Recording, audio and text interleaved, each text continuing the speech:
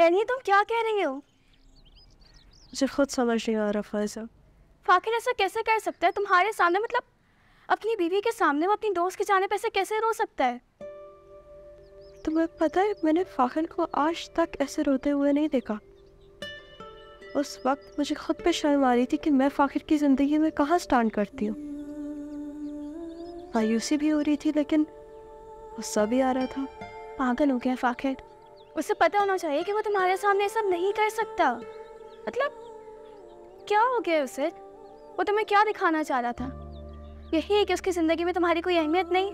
हाँ, फाखिर तो पहले ही आमना से मोहब्बत करता था, मेरी तो उससे ज़बरदस्ती शादी हुई है। और आज मुझे ऐसा लगा कि उसके दिल में अभी भी आमना ही है। मैं तो कह रही हूँ बहुत अच्छा हो रहा है कि वो यहाँ से जा रही है। एक बार चले जा ताकि फाकिर भी उसे भूल जाए। फाखिर उसे भूल नहीं पाएगा। हाँ तो भले ना भूल पाए, वो दोनों एक दूसरे से दूर तो हो जाएंगे ना। दूर हो जाए या भूल ना पाए क्या फ़र्क पड़ता है इससे? हम दोनों की ज़िंदगी तो नहीं बदलेगी ना मैं उसके दिल में कभी जगह बना पाऊंगी और ना वो मेरे दिल में कभी जगह बना पाएगा। इतना मुश्किल नहीं है नहीं, वक्त के साथ साथ तुम दोनों के दिल में एक दूसरे के लिए जगह बन जाएगी। तुम बस हौसला मत हारो। जानवर के साथ रह के पालतू जानवर से भी तो मोहब्बत हो जाती है ना। कैसी मिसाल दे रही हो तुम फ़ाइज़ा? खैरियत तो है। अम्मा से इतनी लंबी बात करनी थी तो इससे बेहतर तो उनके घर ही चले जाते। मैं अम्मा से थोड़ी बात कर रही थी। तो आखिर किससे इतनी देर तक बात कर रही? वो असद साहब थे ना, उनकी वाइफ अंजुम, उन्हीं से बात कर रही थी मैं। ये असद और अंजुम वही है ना जो हमारे पड़ोसी हुआ करते थे? हाँ हाँ वही, जिन्होंने एमन के लिए रिश्ता भेजा था और हमने मना कर दिया था क्योंकि एमन अभी छोटी है। हाँ हाँ वही हैं ये लोग। तो अब उनसे बात क्यों कर रहे हैं? आखिर मसला क्या है उनका? क्यों ना बात करूं मैं उनसे, इतने अच्छे लोग हैं। एमन तो पागल है, जब भी इसे शादी की बात करो ना वो बात को टाल देती है। भाई हमें शादी तो करनी है ना एमन की। अब वो लोग मेरे पीछे पड़े हुए कि किसी तरह से मैं हाँ कर दूं, बस इसलिए मुझे बार बार फ़ोन कर लेते हैं। जबकि मैं उनको मना कर चुका हूँ। जब उन्होंने दबे अल्फाज में मुझसे एमन के रिश्ते की बात की थी तो मैंने उनको साफ साफ कह दिया था कि हम अपनी बेटी की इतनी कम उम्र में शादी नहीं करेंगे। आप नहीं समझेंगे सजाद, ये लड़की का मामला है। हमें तो उसके लिए अभी से रिश्ते देखना चाहिए ना। अब ठीक है, अगर वो शादी नहीं करना चाहती अभी तो वो कौन सा बारात लेके आ रहे हैं हम। अच्छा प्रपोजल है, हम मंगनी करके भी तो होल्ड कर सकते हैं ना उसे। अरे आप सब लोग यही हैं, मैं चाय ले आई, आने चाय पीते हैं। अरे अच्छा है ना, पीकर चलते हैं।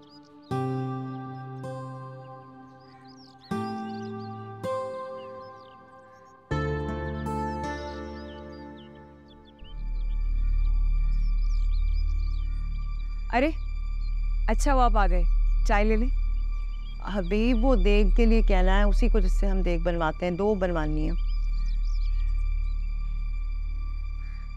आओ आ जाओ आ जाओ आ जाओ।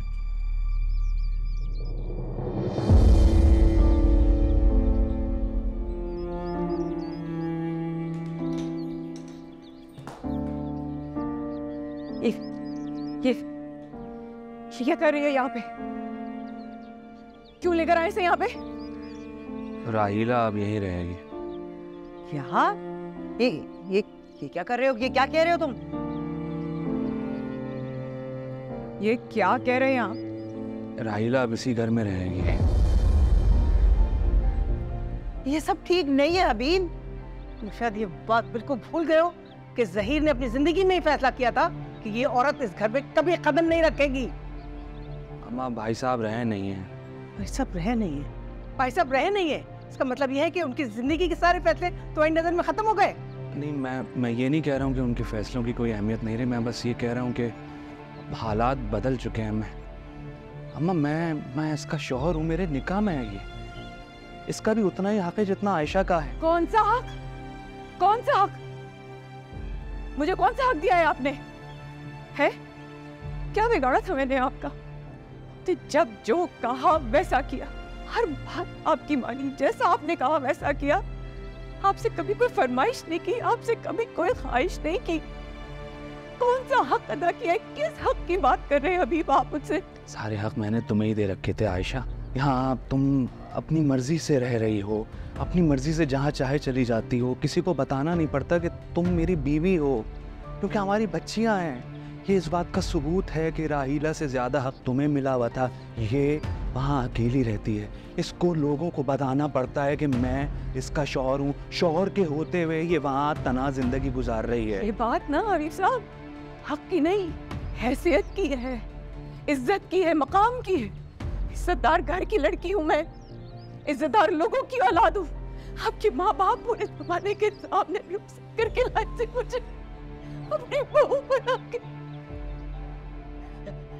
इसकी तरह नहीं, चुप कर शादी कर ली, शायदुदा आदमी को अपने काबू में कर लिया, बस लिया। ज़बान संभाल कर बात करो। अब मेरा हदे तो आधे पार कर लिया हबीब साहब। मैं तो बचे कुछ रिश्तों को संभाल कर यूं के बैठी हूँ। आयशा बिल्कुल ठीक कह रही है हबीब, हद तुम पार कर रहे हो तुम। हबीब जब मेरे साथ में नहीं है, इस फैसले के हाथ में नहीं है, तो ये फैसला तुम कैसे कर सकते हो?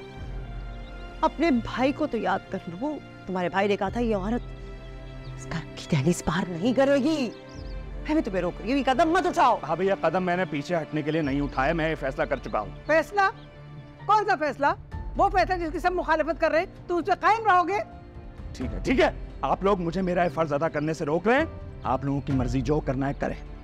ये घर राहीला का उतना ही है जितना आयशा का है, और जितने लोग यहाँ पर खड़े हैं सब कान खोलकर सुन ले कि राहीला आज से इस घर में रहेगी। चलो बस भाभी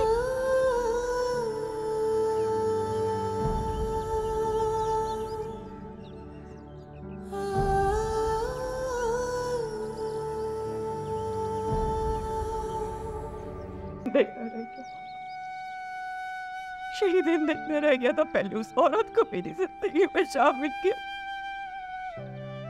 आज उसे मेरे सर पर लाकर बिठा दी। मैं तो अपनी खुशियां छीन कर भी नहीं ले सकती। न प्लीज आप रोए मत, की तबीयत खराब हो जाएगी। अम्मा जो कुछ भी अब्बा ने किया ना सही नहीं है, बहुत गलत कर रहे हो। अम्मा उनको ऐसा नहीं करना चाहिए था। देख रहे हो तुम्हारे अब्बा मेरे साथ क्या कर रहे हैं। और हम तीनों से कोई लेना देना नहीं है, कोई वास्ता नहीं है। मजबूरी निभा रहे रिश्ते। जब से उस औरत के साथ शादी की है सारी खुशियां खा गई मेरी।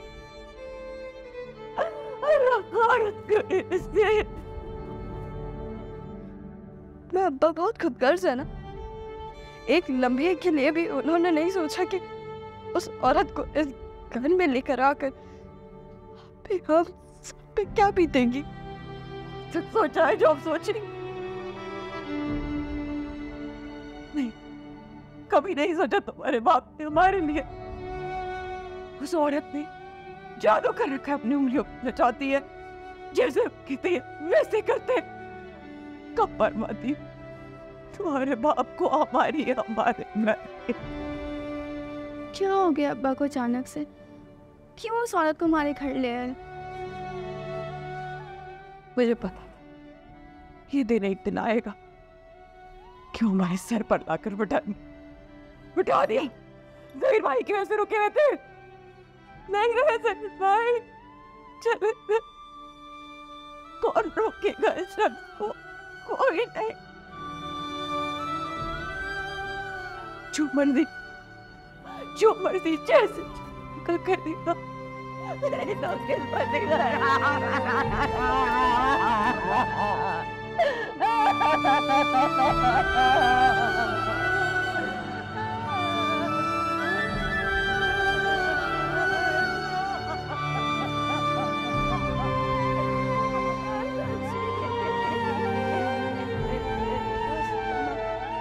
खुदा के लिए कितनी बार मैंने तुम्हें समझाया है, इस घर पे कोई ध्यान दो, घर पे रहा करो, और तुम दोस्तों के साथ घूम रहे हो। इस घर में कयामत टूट पड़ी है और तुम्हें पता ही नहीं है। अब क्या हो गया है? हबीब अपनी दूसरी बीवी को लेकर ना इस घर में आ गया है और उसने ऐलान कर दिया है कि वो हमारे साथ ही रहेगी इस घर में। ये क्या कर दिया उन्होंने? तो बाबा तो सख्त खिलाफ थे इस फैसले के। चाचू अपनी दूसरी बीवी नहीं ला सकते यहाँ पे। यही वो रंग है हबीब के जिनके बारे में मैं तुम्हें बताती थी। हबीब ने वो रंग दिखाने शुरू कर दिए हैं अब। सईद के जाने के बाद वो सबको ये दिखाना चाहता है, बावर कराना चाहता है कि वो ही इस घर का बड़ा है और जो दिल चाहे फैसला कर सकता है। हंसी कर दी यार उन्होंने। एनी और चाची का क्या होगा? शक क्या कर सकती है रोने के अलावा बेचारी। और एनी बेचारी दुखी है, बहुत परेशान है। दादी कैसे राजी हो गई इस फैसले की? जहाँ तक मुझे पता है वो तो नहीं मानेंगी। जिस दिलेरी के साथ वो उस औरत को इस घर के अंदर लेकर आया है, जिस झुठाई से वो डट गया है सबके सामने उस औरत के लिए, वो आप कुछ नहीं कर पाएंगे। क्या होगा यार? अब देखते हैं क्या होगा, वक्त बताएगा। तुम जाओ एनी के पास तो जाओ, परेशान है वो। जाओ, उठो उठो, जाओ। हार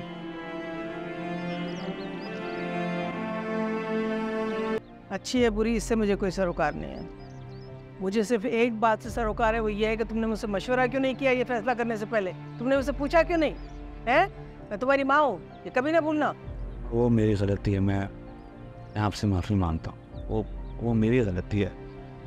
आपको पता है मैं कोई भी कदम आपसे पूछे बगैर उठाता नहीं हूँ। वो उस वक्त हालात ऐसे पैदा हो गए थे, आपसे बात करने का मौका नहीं मिला, मुझे अचानक के फैसला लेना पड़ा। बस राहिला से आपको कोई शिकायत नहीं होगी। आखिर करना क्या चाह रहे हैं वो? मैं तुमसे बात कर रहा हूँ यार एनी। ऐसा हुआ क्या है? क्यों घर का बच्चा कुछ सुकून बर्बाद करने पे तुले हुए हैं वो?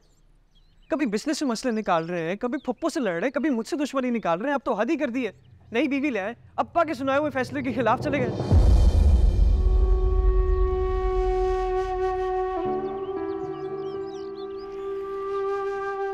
मैंने ऐसा क्या कहती है जिसकी वजह से रो रही हो? हाँ फिर वो जो कुछ भी कर रहे हैं इसकी सबसे ज्यादा तकलीफ मुझे हो रही है। ऐसा हुआ अम्मी को।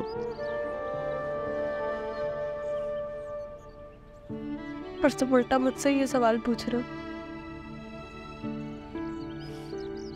बताओ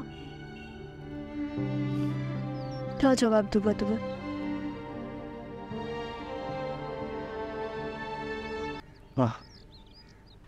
थोड़ा रिलैक्स करो यार, हंस के दिखाओ मुझे। मैं साथ तुम्हारे बैठा हूँ, तुमसे बात कर।